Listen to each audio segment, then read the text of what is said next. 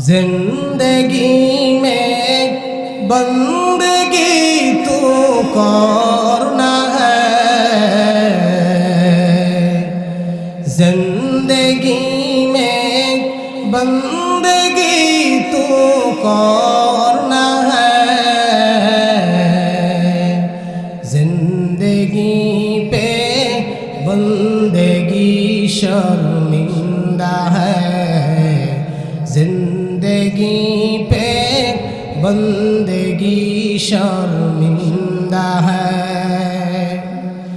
आए थे हम कुछ न कुछ खरीद में को, जैसे हो रोशन मेरे क़ल्ब रूह, आए थे हम कुछ न कुछ खरीद में को, जैसे हो रोशन मेरे क़ल्ब रूह,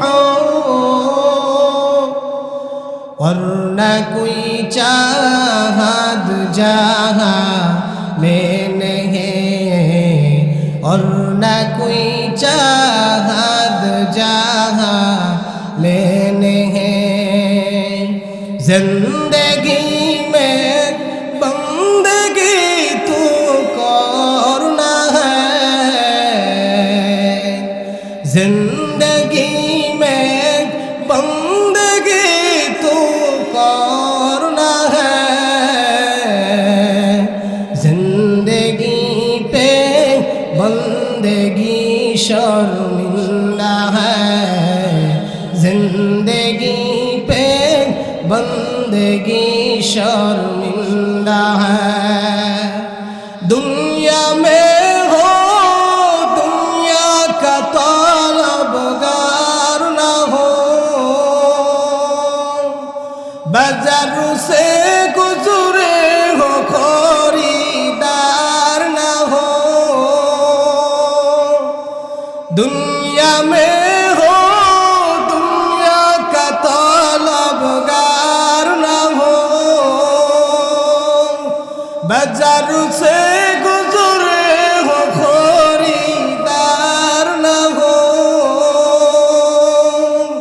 ये दुनिया एक मिस्ले कागज फूल है, ये दुनिया एक मिस्ले कागज फूल है, जिंदगी में बंदगी तू करना है, जिंदगी में बंदगी तू करना है, जिंदगी पे बंदगी शर्मिंदा है, जिंदगी पे बंदगी शर्मिंदा है। चिल्ला फक रब्बुल आलमीन জানায় দেন গোলাম ইবাদত করবা, মরণ পর্যন্ত আমি আল্লাহর ইবাদত করবা। বলেন তাহলে ইবাদত কতদিন পর্যন্ত করতে হবে? মরণ পর্যন্ত ইবাদত করব। আল্লাহর হক এক নম্বরে ইবাদত করা, এক নম্বরে আল্লাহর গোলামি করা। এই গোলামিটা কতদিন পর্যন্ত চলবে? আবার দেহের ভিতরে রূহ আছে যতদিন পর্যন্ত। আওয়াজ দিয়ে বলেন ঠিক কিনা? দুই নম্বরের আল্লাহ রাব্বুল আলামিনের হক হলো আল্লাহর সাথে শিরিক না করা, শিরিকের গুনাহ না করা। আল্লাহ পাক রব্বুল আলামিন বলেন লা তুশরিক বিল্লাহ, ওরে গোলাম আমি আল্লাহর সাথে কাউকে শরীক করবা না। ইন্না শিরকা লা যুলমুন আযীম, আল্লাহ জানা দেন শিরিকের গুনাহ বড় মারাত্মক। শিরিক হলো মহা অন্যায়, শিরিক করা মহা পাপ।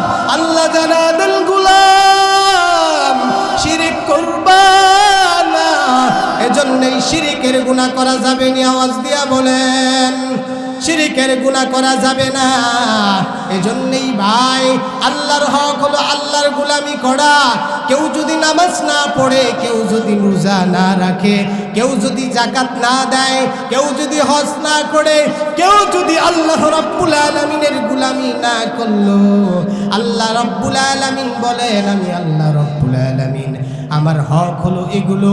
আমি আল্লাহ যদি চাই হাশরের ময়দানে বান্দাটাকে আমি আল্লাহ তাআলা মাফ করে দিব। কি জন্য? আল্লাহর একটা ঘোষণা রয়েছে। আল্লাহ তাআলা বলেন ইন্নাল্লাহা লা ইয়াগফিরু আন ইউশরাকা বিহি ওয়া ইয়াগফিরু মা দুনা যালিকা লিমান ইয়াশা। আল্লাহ জানায় দেন গোলাম, শিরিক ব্যতীত আমি আল্লাহ রাব্বুল আলামিন তোর জিন্দেগির গুনাহ মাফ করে দিব।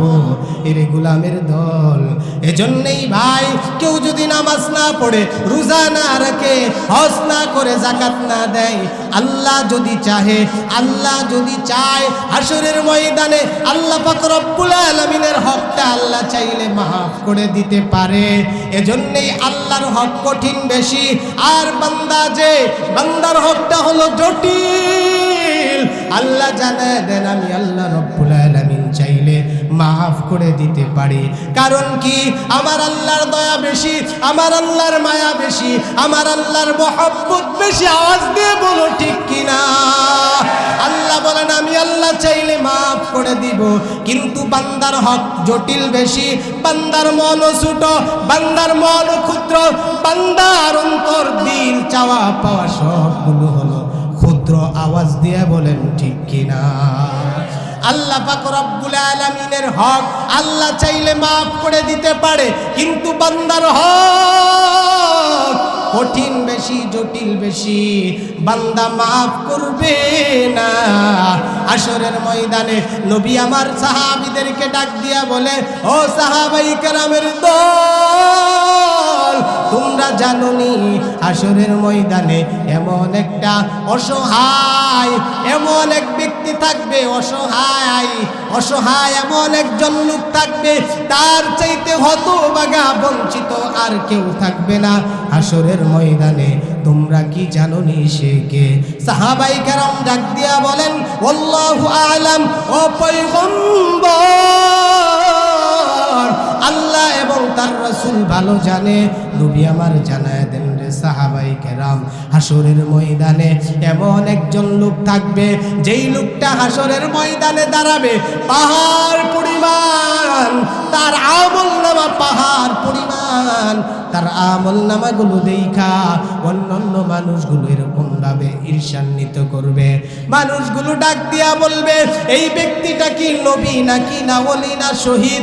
এত আমল হাশরের ময়দানে, এত আমল, যেই বান্দার এত আমল নিয়ে হাশরের ময়দানে উঠলো, ওই বান্দার মনে বড় খুশি, বান্দা মনে মনে খুশি হয়ে যাইবে।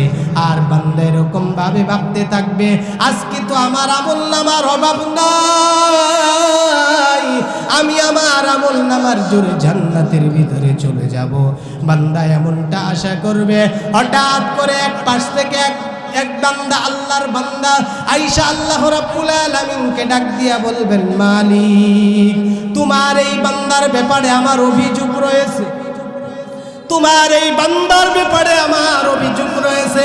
আল্লাহ ডাক দিয়া বলবেন, রে গোলাম, কি অভিযোগ একটু জানায়া দাও।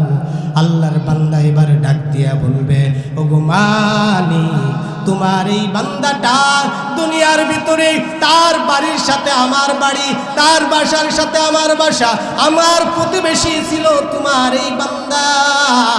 দুনিয়াতে সেরকম ভাবে জোর কইরা, দখল কইরা আমার জমির সাথে যার জমি ছিল তার বাড়ি বানানো, তার বাড়ির সৌন্দর্য বদলের জন্য আমার এরকম ভাবে জোর কইরা আমার এক টুকরা জমি সে দখল করে নিয়ে নিয়েছিল।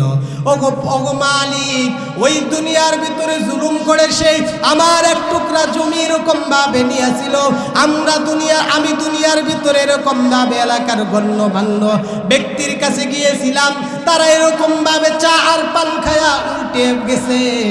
এরপরে আমি মেম্বার আর চেয়ারম্যানের কাছে গিয়েছিলাম, ওগো মালিক তারাও টাকার কাছে আমি হেরে গেছি, তারা এরকম ভাবে টাকা খাইয়া উল্টিয়া গিয়েছে। ওগো মালিক প্রশাসনের কাছে গিয়েছিলাম, এই প্রশাসনও আমার কাছে, আমি প্রশাসনের কাছে অসহায় হয়ে গেছি, এই প্রশাসন আমার হয়ে কাজ করে নাই, টাকা খায়া তার পক্ষ হয়ে কাজ করছে। ওরে মালিক দুনিয়াতে এর বিচার আমি পাই নাই, আজকে হাসরের ময়দানে আমি তোমার কাছে বিচার দিয়ে দিলাম রে মালিক। ওরে আল্লাহ আজকে তুমি বিচারটা করে দিবা। আল্লাহ পাক রব্বুল আলামিন ডাক দিয়া বলবেন, বান্দা হ্যাঁ অবশ্যই আমি বিচার করে দিব। আজকে আমি আল্লাহ রব্বুল আলামিন কারো প্রতি জুলুম করব না, আমি আল্লাহ রব্বুল আলামিন আজকে ইনসাফের বিচার করব। আমি আল্লাহ রব্বুল আলামিন কারো প্রতি বেইনসাফি করব না।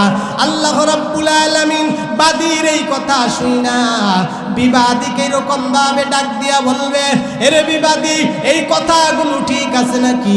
বিবাদী ডাক দিয়া বলবে, আল্লাহ তোমার বান্দার কথাগুলো ঠিক রয়েছে। কি জন্য বলবে? হাসরের ময়দানে লুকোচুরির কোনো কিছু নাই, কেউ কিন্তু কোনো কিছুই লুকাইতে পারবে না।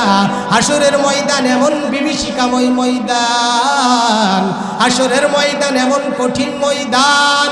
ওই হাসরের ময়দানে আল্লাহ পাক রব্বুল আলামিন বলেন, আল-ইয়াউমা নাখতিমু আলা আফওয়াহিহিম ওয়া তুকাল্লিমুনা আইদিহিম ওয়া তাশহাদু আরজুলুহুম বিমা কানু ইয়াকসিবুন। আল্লাহ পাক রব্বুল আলামিন জানায় দেন, আল-ইয়াউমা নাখতিমু, সেদিন তাদের মুখের ভিতরে মোহর মেরে দেওয়া হবে। ওয়া তুকাল্লিমুনা আইদিহিম, সেদিন তাদের হাত কথা বলবে। ওয়া তাশহাদু আরজুলুহুম, সেদিন তাদের পা কথা বলবে। বিমা কানু ইয়াকসিবুন, সেদিন তাদের অঙ্গ প্রত্যঙ্গ এরকম ভাবে কথা বলবে। জমিনের মধ্যে দাঁড়ায়া বান্দা গুনাহ করেছো, কেউ দেখে নাই, কেউ দেখে নাই, বলেন তো দেখি, কেউ দেখে নাই, কেউ দেখে নাই, কে দেখেছে? আল্লাহ পাক রব্বুল আলামিন দেখেছে। যেই জমিনের ভিতরে দাঁড়ায়া বসে শুয়ে গুনাহ করেছো, ওই দিন এই জমিন কথা বলবে। ইয়াউমাইদিন তুহাদ্দিসু আখবারহা, জমিন সেদিন কথা বলতে আরম্ভ শুরু করে দিবে। বিবাদী আবার ডাক দিয়া বলবেন, আল্লাহ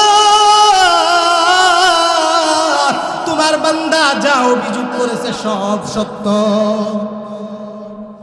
আল্লাহ পাক রব্বুল আলামিন ডাক দিয়া বলবেন, এরে গোলাম তাহলে তার পাওনাদারের পাওনাগুলো মিটায়া দাও, হকদারের হকগুলো মিটায়া দাও। এবার বিবাদী ডাক দিয়া বলবে, আল্লাহ এটা তো দুনিয়া না, এটা তো দুনিয়া না, দুনিয়ার মধ্যে তার এক কাঠা জমি আমি নিয়েছিলাম অবৈধভাবে। আল্লাহ এটা যদি দুনিয়া থাকতো আমি তাকে 100 কাঠা জমি দিয়া দিতাম, কিন্তু এটা তো দুনিয়া না, আমি এখন জমি কোথায় পাবো? ওই বাদী এবার ডাক দিয়া বলবে, আল্লাহ আমি জানি এটা দুনিয়া না, সেরকম ভাবে দুনিয়াতে তার যা প্রয়োজন ছিল সে আমার থেকে তা নিয়েছে, তার জমিন প্রয়োজন ছিল সে আমার কাছে জমি নিয়েছে, সে আমার কাছে এরকম ভাবে জমি নিয়েছে, আমার জমি ছিল। ওরে মালিক আজকে হাসরের ময়দানে আমি বান্দার যেটা প্রয়োজন সেটা তার কাছে রয়েছে, আজকে আমার নেকির প্রয়োজন আর নেকিটা তার কাছে রয়েছে। ওগো আল্লাহ দুনিয়াতে সে অবৈধভাবে জুলুম করে আমার জমি দখল করেছিল, আল্লাহ আজকে আমি অবৈধ পন্থায় তার কাছ থেকে নেকি নিব না। আল্লাহ আমি আমার পাওনার হকটাই চাই, আমার হকের বিনিময়ে সে আজকে নেকি দেখ।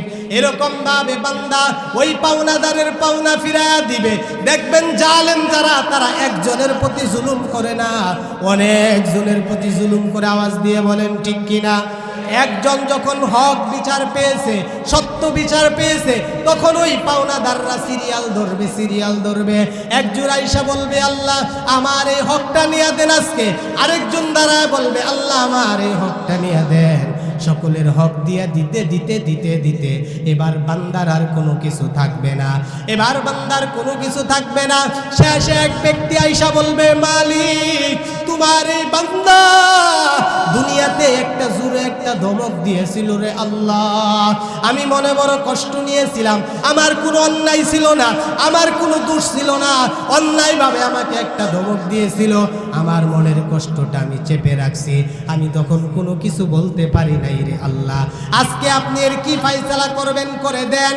ওই সময় আল্লাহ বলবে, কি করবা, হকদারের হকটা ফিরাইয়া দাও। বান্দা ডাক দিয়া বলবে, আল্লাহ আমার তো এখন আর কোনো নেকি নাই।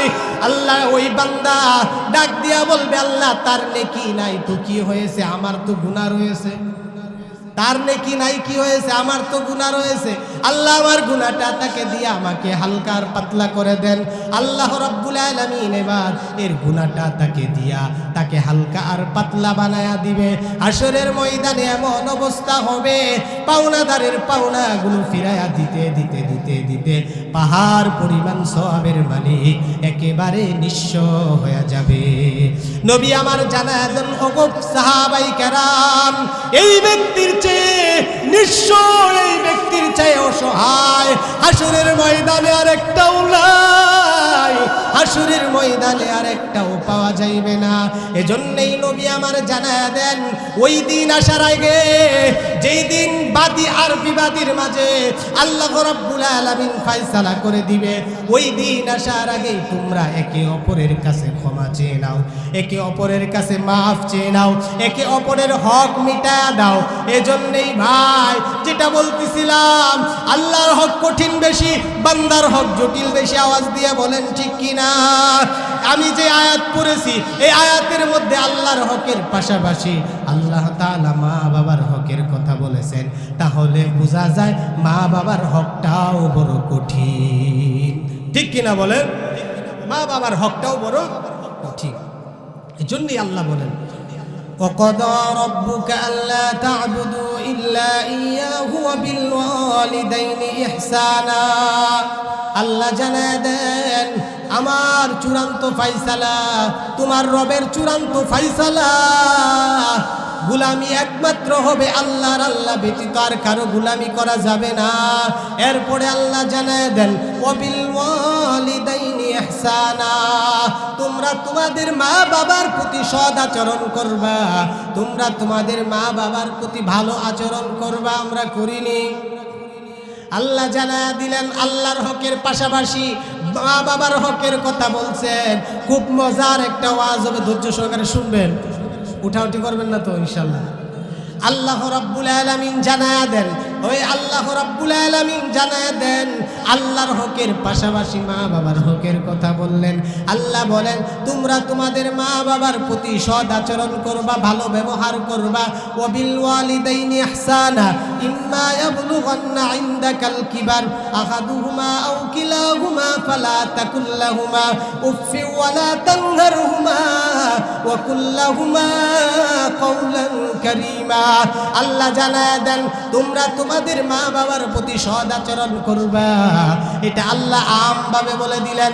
এরপরে আল্লাহ জানায় দেন, ইম্মা ইয়াবলুগান্না ইনদাকাল কিবার আহাদুহুমা আও কিলাহুমা, আল্লাহ জানায় দেন, মা বাবা উভয় অথবা দুইজনের একজন, উভয়ের একজন যখন বার্ধক্যে উপনীত হবে, এর মানে বুড়া হয়ে যাবে, তখন তোমরা তোমাদের মা বাবার সাথে ভালো আচরণ করবা, সুন্দর আওয়াজে কথা বলবা, ধমক দিয়া কথা বলবা না, তোমরা তোমাদের মা বাবার প্রতি সৎ আচরণ করবা। আল্লাহ জানায় দেন, রে গোলাম, তোমরা তোমার মা বাবার প্রতি সৎ আচরণ করবা। ইনদাকাল কিবার আহাদুহুমা আও কিলাহুমা ফালা তাকুল লাহুমা উফফি ওয়ালা তানহারহুমা ওয়া কুল লাহুমা কাওলান কারীমা। তোমাদের মা বাবা এক সময় বৃদ্ধ হয়ে যাবে, আওয়াজ দিয়ে বলেন ঠিক কিনা? মা বাবা একদিন বৃদ্ধ হয়ে যাবে, এমন কি এমন চির যৌবন নিয়ে কেউ থাকতে পারে না, বেঁচে থাকতে পারে না। মা বাবা যখন বৃদ্ধ হয়ে যাইবে, এই মা বাবার খেদমত তোমরা তোমরা করবা, মা বাবার সাথে ভালো আচরণ করবা। কেন না এখন তো দেখা যায় যুবককালে মা বাবার খেদমত করে যখন মা বাবা বৃদ্ধ হয়ে যায়, মা বাবার আর শক্তি থাকে না, তখন সন্তান মা বাবার প্রতি এরকম ভাবে খারাপ আচরণ করে। আওয়াজ দিয়ে বলেন ঠিক কিনা? এজন্যই আল্লাহ এক্সট্রা করে বললেন, এরে গোলামের দল, তোমার কাছে তোমার মা বাবা উভয় অথবা উভয়ের একজন যখন বার্ধক্যে উপনীত হইল, তখন তার সাথে ধমকের সহিত আচরণ করবা না, তার সাথে ভালোভাবে কথা বলবা, সুন্দরভাবে কথা বলবা, তার সাথে মধুর সুরে কথা বলবা। তোমার আচরণে এরকম ভাবে, তোমার মা বাবার আচরণে তুমি এরকম ভাবে শব্দটা পর্যন্ত করবা না। তোমার মা বাবার আচরণে তুমি শব্দটা পর্যন্ত করবা না। এরে বান্দা, তোমার আচরণে যদি তোমার মা শব্দ করে, তাহলে আল্লাহ পাক রব্বুল আলামিনের আরশ কেঁপে উঠবে। তোমার আচরণের কারণে তোমার বাবা যদি এরকম ভাবে শব্দ করে, তাহলে আল্লাহ পাক রব্বুল আলামিনের আরশ কেঁপে উঠবে।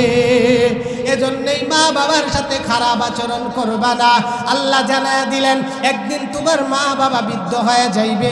বৃদ্ধ মানুষ হয়ে গেলে তার আচরণটা শিশু সুলভ হয়ে যায়। আওয়াজ দিয়ে বলেন ঠিক কিনা? আমরা যখন এরকম ভাবে ছোট ছিলাম, মা বাবা তখন একটা কথা না, যখন বারবার একটা কথা বারবার বলছি, 3 বার বলছি, 4 বার বলছি, মা বাবা হাসি মনে কথাটা মেনে নিছে। আওয়াজ দিয়ে বলেন ঠিক কিনা? এজন্য আল্লাহ জানা দেন রে গোলাম, তোমার মা বাবা যখন বৃদ্ধ হয়ে যাইবে, তোমার মা বাবা যখন এরকম ভাবে বৃদ্ধ বয়সে উপনীত হবে, তখন একটা কথা 2 বার বলবে, একটা কথা 3 বার বলবে। কিন্তু গোলাম, তোমার মা বাবার কথায় তুমি এরকম ভাবে তাকে এরকম ভাবে কষ্ট দিবা না। তোমার মা বাবা কথা বিরক্ত হবা না। তোমার মা বাবা কথা বললে রাগান্বিত হবা না। এজন্যই আল্লাহ জানায় দেন, এরে ভাই, মা কেমন দামি, বাবা কেমন দামি। নবী আমার হাদিসের মধ্যে জানা দেন, সাহাবীর কাছে, সাহাবীরা পয়গম্বরের কাছে আয়েশা জিজ্ঞাসা করে, ওগো পয়গম্বর, সন্তানের প্রতি পিতামাতার হক কি? আল্লাহর নবী জানা দেন, হুমা জান্নাতুকা ওয়া নারুক, তোমার মা বাবা হলো তোমার জান্নাত, তোমার মা হলো তোমার জান্নাত, তোমার বাবা হলো তোমার জান্নাত। এজন্যই আল্লাহর রাসূল বলে নাই, তোমার মা বাবাকে ভাত দাও, তোমার মা বাবাকে কাপড় দাও, তোমার মা বাবার ভরণ পোষণ করো। আল্লাহর নবী জানায় দেন, কেমনে রাজি আর খুশি করলে তুমি জান্নাত পাইবা সেটা তোমার ব্যাপার। তোমার মা হলো তোমার জন্য জান্নাত, এর মানে ভালো আচরণ কইরা জান্নাত কামাই কইরা নাও। তোমার মা বাবা হলো তোমার জন্য জাহান্নাম, খারাপ আচরণ করবা না। নবী আমার জানায় দেন, তোমার মা হলো তোমার জন্য জান্নাত, তোমার বাবা হলো তোমার জন্য জান্নাত। এজন্যই মা বাবার খেদমত করতে রাজি আছি তো ভাই। মা বাবার সাথে বিয়াদবি করা যাবে না। আল্লাহর নবীর কাছে সাহাবী আয়েশা ডাক দিয়া বলে, ওগো পয়গম্বর, ওগো পয়গম্বর, এই দুনিয়ার ভিতরে সবচাইতে সুন্দর ভালো আচরণ পাওয়ার যোগ্য কে রাখে? আল্লাহর নবী ডাক দিয়া বলেন, উম্মুকা, তোমার মা। এবার পয়গম্বর ডাক দিয়া বলে, এবার সাহাবী ডাক দিয়া বলে, এরপর কে? পয়গম্বর ডাক দিয়া বলে, উম্মুকা, তোমার মা। এবার সাহাবী আবার বলে, পয়গম্বর, এরপরে সবচেয়ে ভালো আচরণ পাওয়ার যোগ্য কে রাখে? এবার সাহাবী, এবার পয়গম্বর ডাক দিয়া বলেন, ওগো সাহাবী ডাক দিয়া, পয়গম্বর ডাক দিয়া বলেন, ও সাহাবাই কেরাম। তৃতীয়বার ডাক দিয়া বলে, তোমার মা।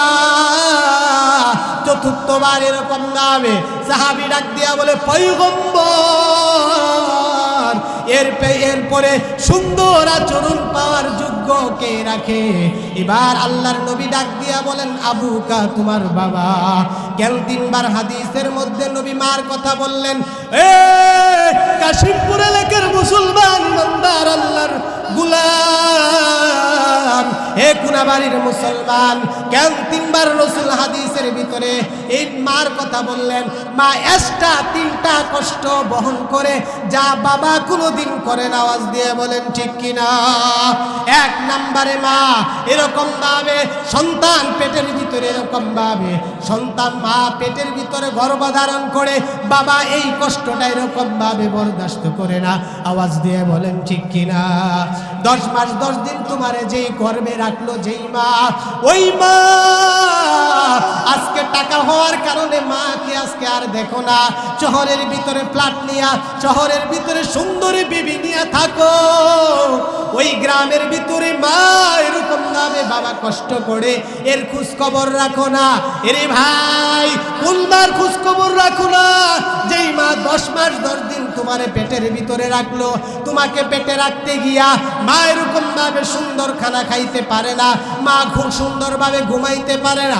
রাতের বেলা মা ঘুমাইছে, এরকম ভাবে রাত 3টা বাজে তুমি লাথি মারছো, মা এবার আর ঘুমাইতে পারে না। সারা রাত্রি মা এরকম ভাবে জায়গা জায়গা কাটায়া দেয়। এরকম ভাবে মা তোমাকে নিয়া, তোমাকে গর্ভে ধারণ কইরা মা কোন অনুষ্ঠানে যাইতে পারে না। মা কত কষ্ট করলো রে ভাই। 2 নম্বরে মা তোমাকে এরকম ভাবে প্রসব করলো। এই সন্তান প্রসবের যন্ত্রণা, এই কষ্টটা শুধু মাই বহন করে, বাবা করে না। আওয়াজ দিয়ে বলেন ঠিক কিনা? এজন্যই এই যে সন্তান প্রসব করলো, এই যে রক্ত, এই রক্ত গেল মার। মা তো এরকম ভাবে সন্তান যখন প্রসব করবে, মা এরকম ভাবে ডাক দিয়া বলে শাশুড়িকে, শাশুড়ি মা আপনি আমাকে মাফ করে দেন, আপনি আমাকে ক্ষমা করে দেন। আমার সন্তানকে ভূমিষ্ঠ করতে যায় যদি আমার জীবনটা চলে যায়, ও গো মা আপনি আমাকে মাফ করে দেন। শ্বশুরের কাছে মাফ চাই, মার কাছে মাফ চাই, জালের কাছে মাফ চাই, ননদের কাছে মাফ চাই। আওয়াজ দিয়ে বলেন ঠিক কিনা? এত একটা ভয়ঙ্কর একটা রিস্ক নিয়ে মা সন্তান প্রসব করে। 3 নম্বরে মা এরকম ভাবে 2 বছর পর্যন্ত সন্তানকে দুধ পান করায়। এই দুধ পানের কষ্টটা মাই বহন করে, আর কেউ করে না। আওয়াজ দিয়ে বলেন ঠিক কিনা? তুমি এরকম ভাবে ভূমিষ্ঠ হওয়ার পরে মা ঠিক মতো খাইতে পারে না, মা ঠিক মতো বেড়াইতে যাইতে পারে না। মা খাইতে বসছে, তুমি দুধের জন্য চিৎকার দিয়ে উঠছো, মা খানা রাইখা তোমার কিরকম ভাবে তোমার কাছে মা চলে গেছে। তোমার কাছে যাওয়ার পর মা এরকম ভাবে তোমাকে দুধ পান করায়। এই মা এমন জনম দুঃখিনী মা আজকের এই আলোচনায়, এরি ভাই যেই মা এত কষ্ট করলো, এত কষ্ট করলো, আল্লাহ রাব্বুল আলামিন জানায় দেন, আল্লাহর নবী বলেন এই 3টা কারণে আল্লাহ পাক রব্বুল আলামিন কোরআনেও জানায় দেন। এই 3টা কারণে আল্লাহর নবী মার কথা 3 বার বলেছেন, বাবার কথা 1 বার বলেছেন। বাবা কেমন? এরে ভাই বলতেছেন তাহলে বাবার কষ্টটা কি কম? না না না না, এটা বলে আমার আলোচনা শেষ করব। বাবার কষ্ট কম না। আল্লাহর নবীর এক সাহাবী পয়গম্বরের কাছে গিয়েছে, ওগো পয়গম্বর আমার বাবা আমার মাল থেকে এরকম ভাবে খরচ করে, ওগো পয়গম্বর আপনি তো আমার বাবাকে বলে দেন যাতে আমার বাবা আমার মাল থেকে না খরচ করে।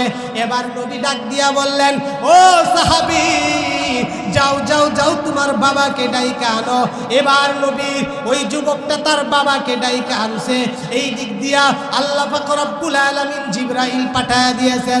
জিবরাইল পয়গম্বরের কাছে যা ডাক দিয়া বলে, ওগো পয়গম্বর আল্লাহ রব্বুল আলামিন বলছেন ওই যেই যুবকটা আপনার কাছে আসলে ওই যুবকের বাবাকে জিজ্ঞাসা করবেন।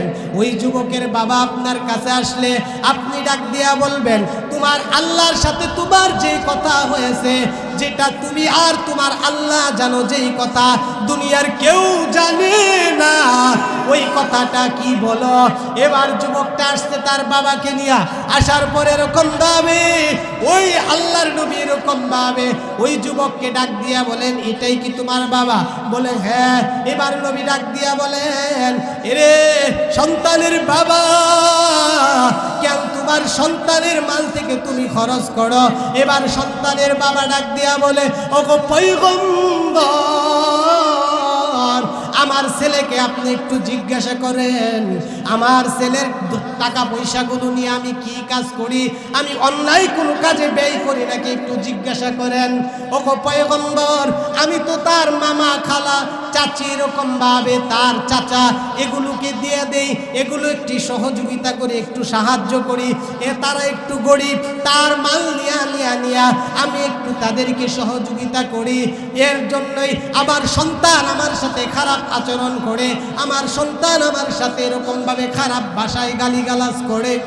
নবী আমার এবার জানায়া দেন, এ সন্তানের বাবা, বলে এবার বলো, তোমার সাথে তুমি আর তোমার আল্লাহ জানে এমন কি কথা তোমার অন্তরের ভিতরে রয়েছে, এটা একটু বলে দাও। এবার সন্তানের বাবা ডাক দিয়া বলে, পয়গম্বর, আমি যদি সত্য কথাটা না বলি তাহলে তো আল্লাহ রাব্বুল আলামিন আপনাকে সব জানায়া দিবে। ওগো পয়গম্বর, তাহলে শুনেন, আমার এই সন্তান, আমি তার মাল নেওয়ার কারণে আমাকে গালিগালাজ করে, কিন্তু আমার মনের ভিতরে কষ্ট, আমার মনের ভিতরে কষ্ট হলো এই সন্তান,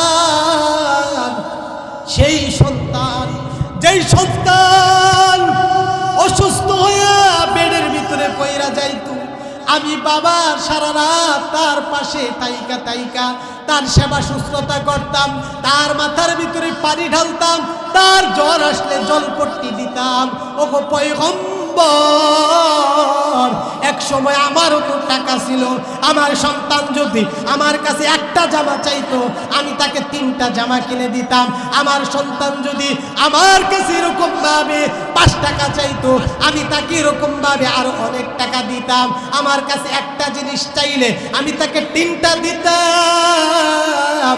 ওগো পয়গম্বর, আজকে যখন টাকা পয়সা নেওয়ার কারণে আমার সন্তান যখন আমাকে গালি দেয়, আমার মনে হয় এই কোন সন্তান, যেই সন্তানের জন্য আমি কত কিছু করলাম, আমি রাত বিরাত এরকম ভাবে সন্তানের জন্য কাটায় দিলাম, আমি আমার সন্তানের জন্য আমার মাথার ঘাম পায়ে ফেললাম, আমার রক্তগুলো পানি করে দিলাম।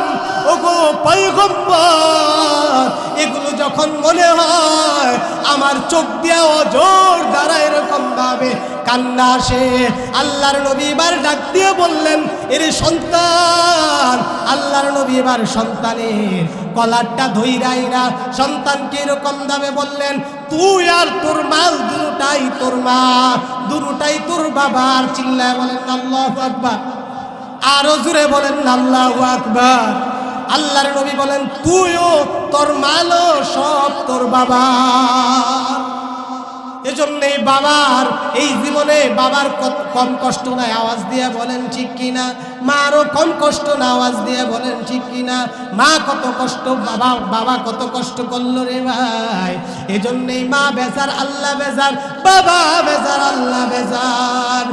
ও আমার প্রাণের মা, মা গো মা, কোথায় গেলে মোরে ছাড়িয়া, জনম দুঃখী এতিম আমি, চাই না কেহ ফিরিয়া। হো আমার প্রাণের মা, মা গো মা, কোথায় গেলে মোরে ছাড়িয়া, জনম দুঃখী এতিম আমি, চাই না কেহ ফিরিয়া। জীবনের মূল কষ্ট মায়ের প্রসব বেদনায়, 27 মান 7 জমিন তখন মায়েরই মাথায়, ঠিক কিনা? জীবনের মূল কষ্ট মায়ের প্রসব বেদনায়।